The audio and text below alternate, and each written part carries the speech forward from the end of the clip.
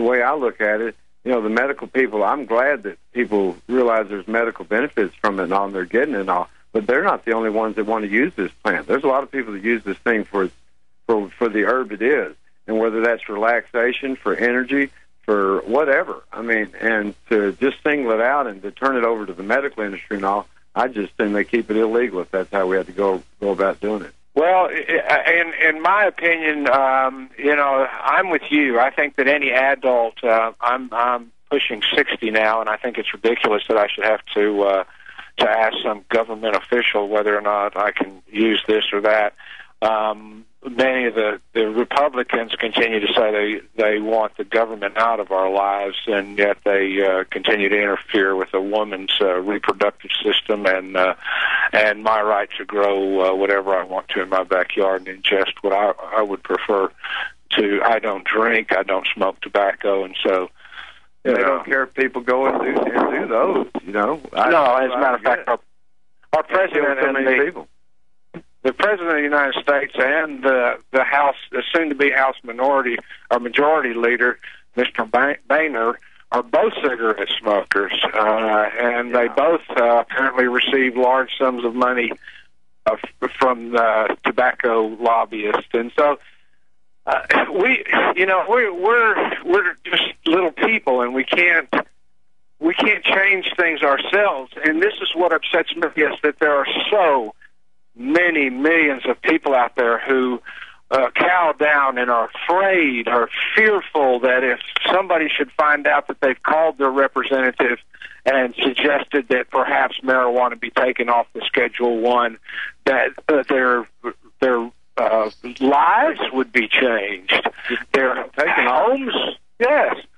It's ridiculous. If every marijuana smoker in the United States would come out of their closet and get a little backbone and call their representatives and insist that we have the right to do as we please as American citizens, maybe things would change. But as long as they create this fearful notion that if you in any way favor marijuana, you are subject to lose your house, your home, your job, your children. So I don't know. It becomes very frustrating for me because I've been standing on stages for 20 years now, and I can't get some of my best friends to make a simple phone call to a representative. So that's what frustrates me. Well, it's also, too. Yeah, it is very frustrating. And you can't even get people to give a small donation to organizations at times. I know I oftentimes encourage people, if you don't want to go out and march in the streets with us, or if you don't feel inclined to put your voice and your face out there in front of the movement, why not put your money where your pot is and donate to NORML or donate to LEAP, $25 or $30 a month. And the response that I normally get is, I'd like to help your brother, but I just spent my last $35 this week on a quarter ounce that I'm going to smoke tonight with all my friends. And then they call you up 2 weeks later going, can you get me a lawyer? Can you help me? I got busted. And it's like, well, you jive clown. You know, if you would have donated 2 months ago, we wouldn't be even dealing with this. Well, it is a catch-22. And I've had people hand me greenbacks and say, you know, I can't write a check to one of the organizations. Would you please put this in the right place? So, you know, this fear that American citizens have, it's tyranny. This is absolute tyranny when a citizen is fearful of their government, like we are. If your heart starts beating out of rhythm when you see a highway patrolman in your rear view mirror because you've got a joint on your possession, there's something wrong. There's absolutely something wrong. We cannot continue to consider ourselves a free nation and arrest 800,000 people every year for this drug. It's ridiculous. Well, and it's such a violation of individual right. I mean, I'm not a drinker and I don't smoke cigarettes and all, and I don't care about the people that do. If they want to, that's their choice. I mean, that is their absolute individual right, even though it kills over 500,000 people a year. And they can go down to any store, grocery store, whatever, and buy exactly what they want, go out and even abuse it and get in a car wreck and kill people. That's their choice and their right. I want equal ground. I want to be able to to either grow my own cannabis or have a store that I can go and buy it at, and I don't want to be hassled over it. Mine's safer. I don't even understand why we even have a vote. It's absurd when I'm a person of statistics. Look at the statistics, and if they could show some statistics that back all these lies that they've been telling forever, that would be one thing. But the statistics aren't there, and the reason they're not there is because they don't exist. And when you have something like that, and it's so benign, I mean, if anything, they should have these the DEA and the Homeland Security, if they want to really chase after something that was a public menace and a hard drug and that was really chasing people, well, you'd go after the one that was killing the most people, and that would be the prescription drugs, the booze, and the cigarettes. But guess what? They're going to go after the one that's a natural plant. It's a natural herb that has never harmed anybody. It just doesn't even make sense, like we live in bizarro world. Well, one thing that I know that the kind of world I live in is where we got to pay our bills, and that's why we're going to stop and take a commercial break, and then we're going to salute the hardworking musicians of the marijuana movement with a great song, and then when we come back, Paul Bullock's going to help us pass around a joint here at Time for Hemp. Freedom Files, weekdays, Monday through Friday from 3 to 5 p.m. Central on American Freedom Radio. Gonna burn it out, Thank you for taking Time for Hemp. I'm your host, Casper Leitch. You are listening to the live broadcast of Time for Hemp all around the world on AmericanFreedomRadio.com and on AM/FM stations all across America. We are having listener call-in tonight. If anybody out there who's listening wants to call in and give us some information in your neck of the woods about some events or some buddy who's working hard in the marijuana movement that might be of interest to our audience, you can give us a call here at area code 402-237-2525. On the program tonight, we have Carey Burns on the program from Cannabis Corner, and we have Paul Bullock, the poet laureate of the marijuana movement, taking Time for Hemp. Gentlemen, it rocks to have you here. It's a pleasure, Casper. It's a pleasure. I had the pleasure of meeting Casper this last summer, so it's good to have these events that we go to, Casper, so that we can meet and rejoin and meet, and so it's great to be on your show, and having met you, it makes it even more meaningful. Thank you, and likewise. And that was the first time I'd had a chance to get out and about with the marijuana family for almost 17 years. I left California in '96 to help my mother pass away of throat cancer, and after which I've had so many family or pet obligations that I have not been able to actually leave my home for more than 8 or 9 hours without having to hurry home and take care of a loved one. So it was nice to finally be able to get out and about with my marijuana family, and as you said, hang out with people and share a joint, which, by the way, you've written a pretty cool poem about passing the joint. Well, thank you.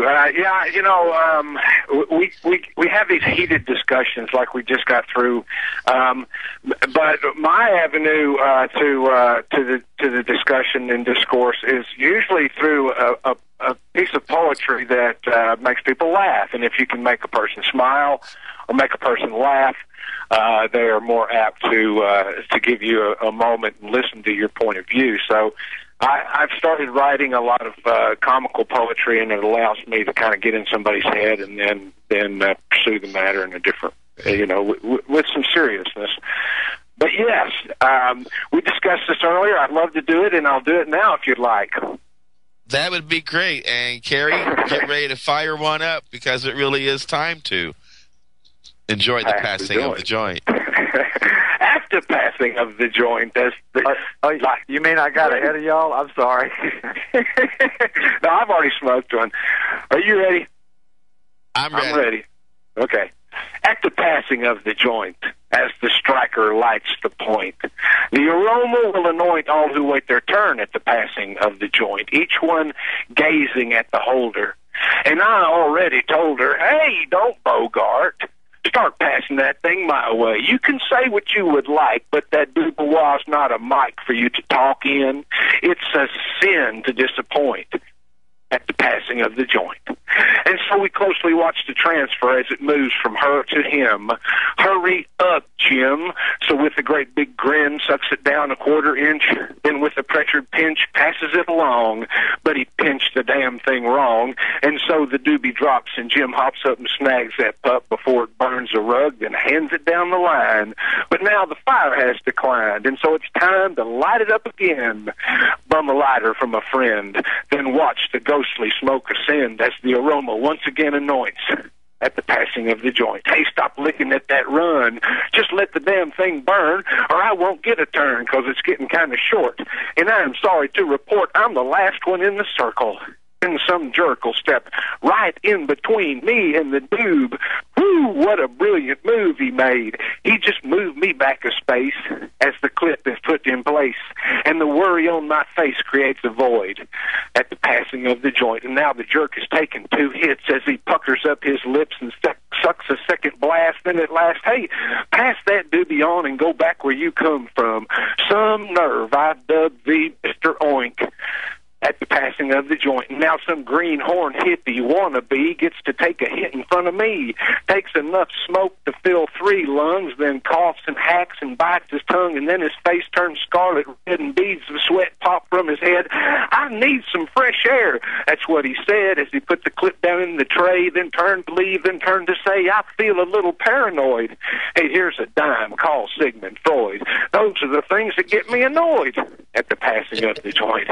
And now the next dude sucking smoke into his nose and puffing like a train, and so little now remains for me. Hey, I can hardly see a roach. As the tiny thing approaches the next stop in the group, I would jump right through a hoop for one little puff. It's the toughest place to be, waiting, don't you see, at the end of the line as the size and shape decline into ashes with each hit. Oh, you get my point at the passing of the joint, and at last it's my turn. But I can't get the damn thing to burn, and I cannot discern the trouble with the tiny little stubble, but I cannot keep it lit, and I cannot get a hit, for the doobie it has quit producing. It's been steadily reducing till it got to me, so I'll just stroll about the party, hope another one gets started, at which time the aroma will anoint all who wait their turn at the passing of the joint. Thank you. That's really good. Thank you, Paul. Let's see, you're laughing. So if you can get somebody to laugh, if you're screaming at somebody, they just don't want to listen to you. But if you can, and that's part of it, it is a lie. And what they've been saying about this drug for the past 70-some years is a lie. Herb. Yeah, herb is a lie. It's a lie. And so, when people hear a lie time and time and time and time again, it's hard to reverse that.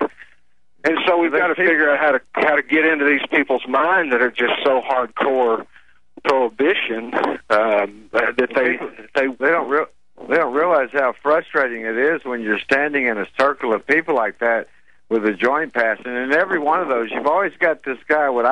He's a roamer, He's got his little place in line. As soon as he gets a hit, he kind of ducks out behind everybody and goes, picks back up about 3 or 4 more, gets back in line, and you're kind of just watching this guy. He's like a revolving chair, So, we dub him Mr. Oink at the passing of the joint. Y'all have all seen that, I know it. Yeah. Well, that's just it. It's much of what I do write is, it's just what you see every day, and it's just put in rhyme. So, the Global Marijuana Music Awards is now the Marijuana Music Awards, and they've got all kinds of genres, and that's where I started getting some notoriety from my marijuana poetry. So, there's no outlet for that. And so I just have to say thanks for that. And now, with people like Casper who give me some exposure, I get it out of there, So, well, I tell you should always write down. That's pretty easy to do because I love your work, and you have a lot more. People can find more of you on YouTube, and you've got your own website, too. Yeah, it's just paulbullock.com.